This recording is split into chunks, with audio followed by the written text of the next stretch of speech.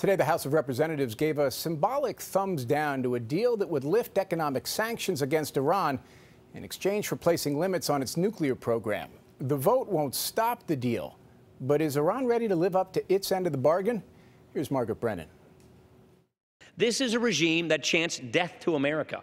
Every single House Republican voted their disapproval of the Iranian nuclear deal, but the agreement will stand after the Senate voted to uphold it without any Republican support. President Obama called it a victory for diplomacy, but it may be too early to celebrate. Iran's parliament must still vote to approve the deal, and hardliners may try to spike it. The supreme leader is now demanding that the U.S. eliminate rather than just suspend the punishing sanctions on Iran. He tweeted, "If sanctions are not removed, then there will be no deal." There's an implied threat within that of pulling out.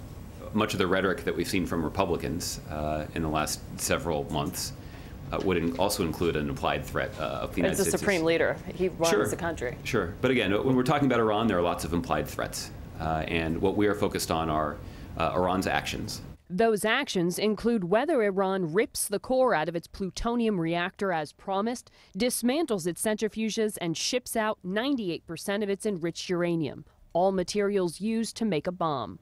Iran also has to provide the IAEA with details of past attempts to build a nuclear weapon. So far, Iran has not fully answered those questions. Now, it will take months to implement all of those requirements, and only then will sanctions be lifted. And Jim, any misstep along the way could endanger what the Obama administration sees as its signature foreign policy. Margaret Brennan at the White House. Thank you.